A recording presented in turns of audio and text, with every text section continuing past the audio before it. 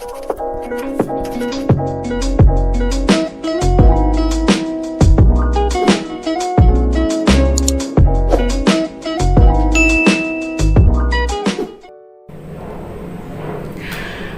guys, kembali lagi di channel YouTubeku Viola Lucky. Saat ini di videoku aku bakal cerita, bakal ngomong banyak tentang gimana sih rasanya aku hidup di Jogja. Nah teman-teman, untuk lebih lanjut lagi aku akan jelasin satu-satu. Dan di sini aku bakal rangkum, aku bakal buat dulu per poin-poinnya. Jadi rasanya aku hidup di Jogja itu dimulai dari poin pertama. Poin pertama, sebelumnya aku tuh istilahnya kenapa sih aku milih Jogja sebagai tempat aku untuk merantau. Ya alias sebenarnya aku di Jogja nih, aku kuliah juga, tapi aku udah lulus.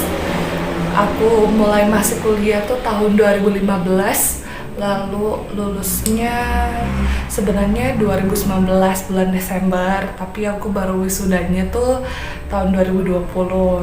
Nah setelah aku wisuda itu aku langsung lanjut ambil profesi apoteker karena aku S1-nya farmasi gitu guys. Nah alasan sebenarnya aku milih hidup di Jogja yang pertama sebenarnya pengen mandiri sih guys. Sebenarnya aku pengen merasakan istilahnya kayak tantangan, kayak kalau kita hidup jauh dari orang tua tuh kayak gimana sih sebenarnya. Nah, aku di Jogja tuh udah berapa tahun ya sekarang, dari 2015 sampai sekarang 2021, berarti aku udah sekitar mau 6 tahunan aku hidup di Jogja. Alasan lainnya juga, Jogja tuh kayak ada keistimewaannya tersendiri gitu loh. Ya istilahnya orang tuh kalau udah hidup lama di Jogja, ngerantau di Jogja terus hidup lama tuh kayak istilahnya bakal kayak kangen gitu tuh loh. Terus aku sebenarnya tuh di sini bisa ketemu teman-teman baru, lalu selain itu juga istilahnya ya bergaul dengan sesama, ya pikiranku lebih terbuka sih. Nah gini, aku bakal cerita poin-poin keduanya. Waktu tahun 2015 itu aku berusaha buat cari kos, kan aku kuliah di Jogja kan. Sebenarnya di Jogja tuh nggak ada siapa-siapa, nggak ada keluarga, nggak ada siapapun aku tahu di Jogja. Nah terus kan mama ingat kalau misalnya mama tuh punya anak murid yang kebetulan kuliah juga di Jogja, dan jurusan yang aku mau ambil tuh kakaknya kuliah juga di situ. Nah namanya Kak Angel. Nah Kak Angel di sini istilahnya yang bantu aku buat cari kos. Sebenarnya nggak cuma bantu untuk cari kos juga, tapi Kak Angel juga bantu aku untuk pendaftaran dan lain-lain, ngasih berkas dan lain-lain gitulah. Lalu aku di kos, aku pertama kali ngekos tuh aku kos di Kos Gendis. Itu tempatnya di daerah Paingan. Overall ya harganya mungkin kalau untuk bagi yang pendatang mungkin ya cukup terjangkau. Lalu fasilitasnya juga selama aku ngekos tuh ya ada, ya maksudnya kamar mandinya di dalam, ada fasilitas air panas dan juga wifi. Nah wifi sih ini yang paling penting karena kan kita tuh kalau sudah kuliah tuh kita bakal sering kumpul-kumpul tugas lewat email, atau mungkin istilahnya kalau kerja kelompok bareng teman lebih dipermudah gitu guys. Lalu aku tuh kos di Gendis tuh kayaknya sekitar 3 tahun lebih lah. Aku tahun terakhir aku pindah ke kontrakanku yang pertama kali itu di daerah Candi Gebang. itu nggak lama sih aku ngontrak di situ, nggak lama. Dan jujur ya, bukannya aku mau memperhambat rezeki orang sih, tapi ya istilahnya gini guys, kita cari kontrakan dan kita tuh pengennya segala sesuatu yang ada di kontrakan tuh baik, bagus. Lalu kita juga pengen orang-orang, maksudnya pemiliknya tuh bisa membantu kita tuh loh. Misalnya kayak di rumah kontrakan, ada yang bocor atau kamar mandinya mampet, bisa segera langsung diperbaiki. Nah itu, tapi menurutku ya kalau di kontrakan lamaku itu sangat-sangat tidak enak. Makanya aku nggak sampai setahun tinggal di sana. Ya aku kayaknya cuma 5-6 bulan di situ. Lalu aku berpindah lah ke kontrakan baru, kontrakan yang sekarang yang lagi kontrakan sekarang yang aku tempati dan aku tinggal bersama adikku. Nah, ceritanya kenapa aku sampai bisa dapat kontrakan ini, jadi tuh kita mulai nyari-nyari lewat internet, especially lewat Instagram sih guys. Sebenarnya itu tuh DM langsung ke adminnya info kontrakan Jogja. Nanti aku taruh di sini. Nanti juga aku bakal jelasin juga di deskripsinya. Mungkin kalau misalnya ada teman-teman yang pengen cari kontrakan, bisa langsung hubungi juga lewat situ. Adminnya ramah, adminnya cepat bales, cepat tanggap. Dan saat itu juga sebenarnya karena kita cari kontrakannya lewat online, itu tuh kita bisa langsung hubungin, bisa langsung survei juga tempatnya. Nah, misalkan kalau kalian survei kontrakan terus ada yang nggak sesuai, itu kalian bisa cari another optionnya. Kan banyak tuh foto-foto rumahnya gitu. Baru harganya juga cukup terjangkau sih. Karena kalau di tempatku kan itu ada 3 kamar, kami cuma pakai 2, satu kamar buat naruh barang-barang, itu kalau nggak salah 21.500.000 itu kalau 3 kamar. Kalau di tempatku juga lengkap, ada kamar mandi sama dapurnya. Karena aku pribadi pengen cari rumah yang nggak terlalu besar, jadilah ini cocok lah untuk rumah-rumah minimalis gitu. Selain itu juga nanti kalau di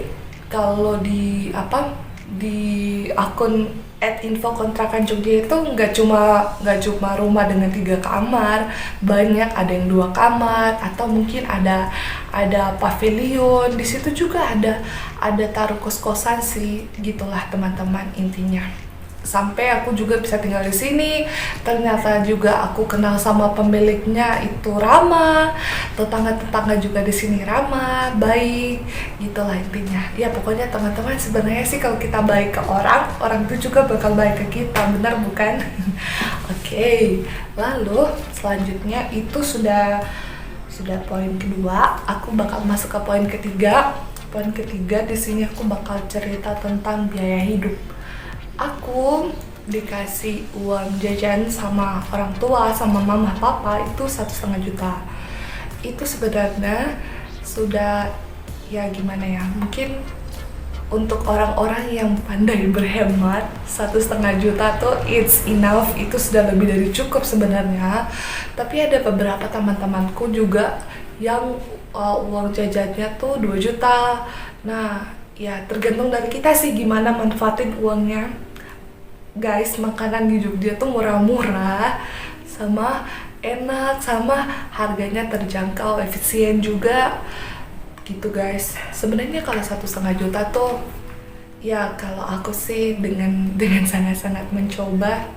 Kalau menurutku mungkin ya sebaiknya ya memang masak sih lebih bagus. Kalau misalnya untuk pemula, usahakan cari kos itu juga yang ada dapurnya, biar nanti kalau misalnya kalian nggak mau beli makanan di luar, kalian udah stok tuh loh makanan-makanan nanti yang bakal dimasak. Ya mungkin teman-teman kalau misalnya kalian mau nyetok mie instan bisa, atau nyetok sayur, terus telur. Nah telur itu kan memang mesti di tempat dingin kan, ya paling usahakan juga cari kos tuh yang ada kulkasnya juga biar bisa taruh kalian punya bahan-bahan makanan. Kalau biaya hidup sebenarnya kalau makan ya kalau kayak mau di angkringan itu bisa kayak 2 ribuan 3 ribuan kalau untuk nasi kucing. Lalu minuman juga tidak sampai 10 ribu, ada yang cuma 4 ribu 5 ribuan. Lalu kalau mau biaya makanan kayak nasi telur saja bisa 10 ribu.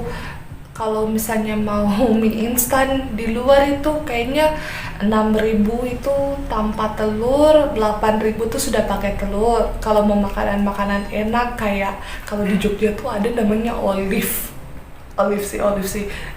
Nggak ada orang yang nggak tahu Olive, pasti tahu. Olive tuh sekitar paling kisarannya 7.000 sampai 12.000 itu untuk harga setiap ayam. Nasi biasanya tuh cuma 3.000. Lalu kalau kayak paketan gitu mungkin 12.000 14.000, it's enough sebenarnya. Cuma ya kadang kalau saya pribadi saya suka kalap ya kalau belanja makanan.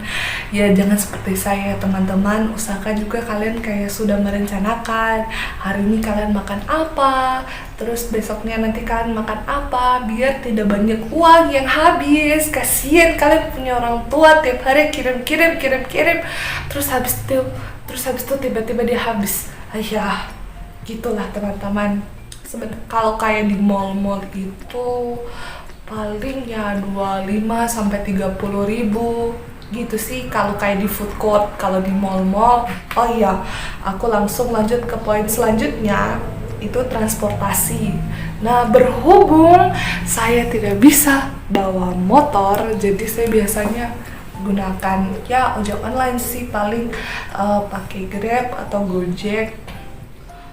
Untuk masing-masing biayanya sih tidak beda jauh. Nah, ya tergantung lah destinasi. Kalau misalnya ya bisa kalau biasanya sama ke gereja itu paling ya bisa, kalau misalnya di Grab 10 ribuan, mungkin di Gojek bisa 7 ribu. Ya kadang harganya baku bolak-balik tuh loh. Jadi tidak semata-mata kayak Grab yang mahal terus habis itu Gojek murah. Kadang juga bisa Gojek bisa lebih mahal atau Grab bisa lebih murah. Ya tidak terlalu gimana lah, tapi biasanya ojek online sih kalau memang nggak bisa bawa motor. Kan nggak mungkin ya kalian mesti ngerepotin, kalian punya teman yang bawa motor terus. Ya toh ya sebenarnya alasannya yang lebih bagus kalian tuh mesti pintar bawa motor. Karena kalau kalian nggak bisa bawa motor sebenarnya susah kemana-mana. Guys, sebenarnya kalau kemana-mana tinggal pakai ojek online itu sebenarnya kalian punya biaya itu tak kuras dari yang kalian misalnya kalian dikasih 1,5 juta atau 2 juta. Nah, kalian tuh mesti sisihkan minimal kalian tuh bakal sering berpergian nggak ya, jadi kalian harus sisihkan gitu guys. Mungkin itu saja sih cerita tentang gimana rasanya hidup di Jogja. Sebenarnya enak, asik, dan mungkin tidak tahu ya kalau bakal tinggal di sini. I don't know, we don't know. Ya, tidak tahu lah kayak gimana. Oke, itu saja saya punya cerita. Terima kasih sudah menonton. Mohon maaf jika saya berbicaranya berbelit-belit, tapi semoga masuk sampai kepada kalian. Semoga video ini dapat berguna bagi teman-teman yang mungkin mau kuliah di Jogja atau stay di Jogja. Ya, semoga ini bisa menjadi informasi untuk kalian. Thank you. See you di next video. Dadah.